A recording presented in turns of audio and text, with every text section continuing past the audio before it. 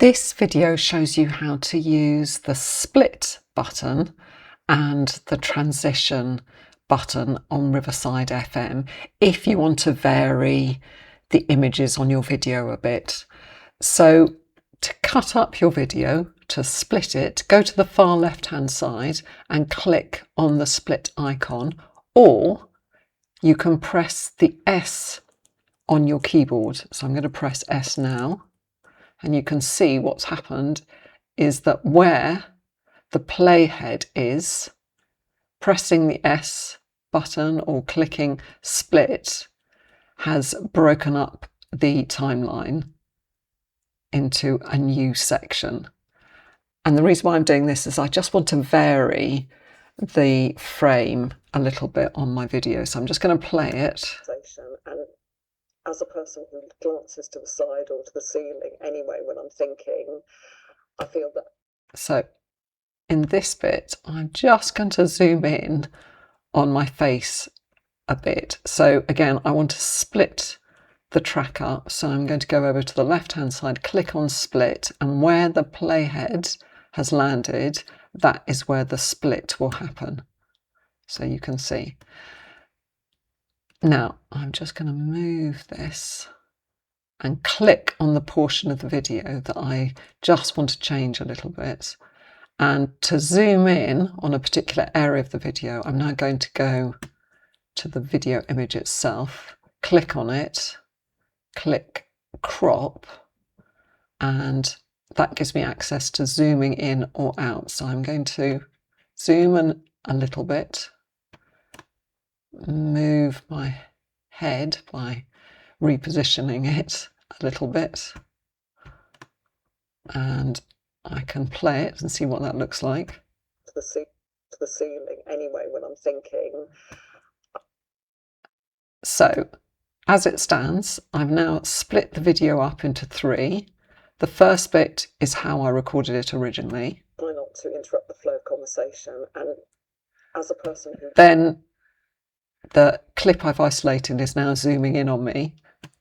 Glances to the side or to the ceiling anyway when I'm thinking, I feel that having a clipboard... And then it returns to the original position.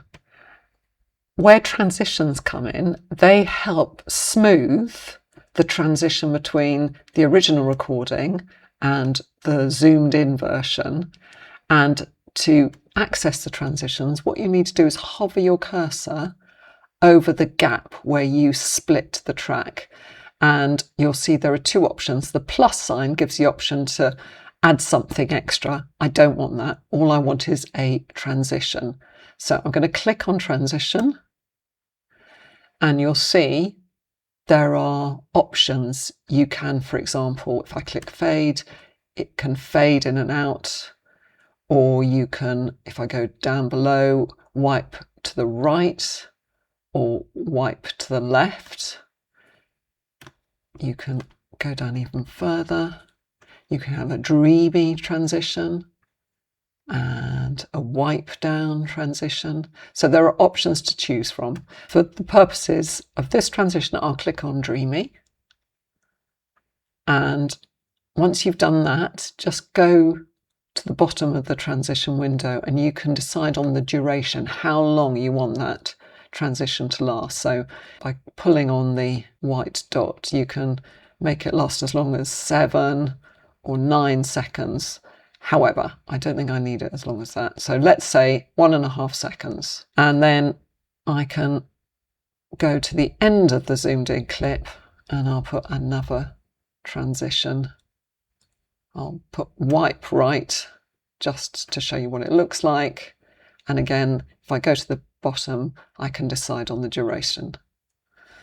So let's see, I've added 2 transitions there. Let's watch it and see what they look like. Quickly, and try not to interrupt the flow of conversation. And as a person who glances to the side or to the ceiling anyway when I'm thinking, I feel that having a clipboard to the right of me actually. And if you're not happy with that, you can always go back to the transitions that you're not happy with, and you'll notice it gives you the option to edit it. So if I don't like wipe right and I prefer a fade, I can click on fade instead, decide again on the duration, and then once I click out of it, it gives me a new option. So I'll play that and see if fade is any better. The ceiling anyway when I'm thinking. I feel that having a clipboard to the right of me actually works. So that's how you split up a track and then add transitions to move from one scene to another.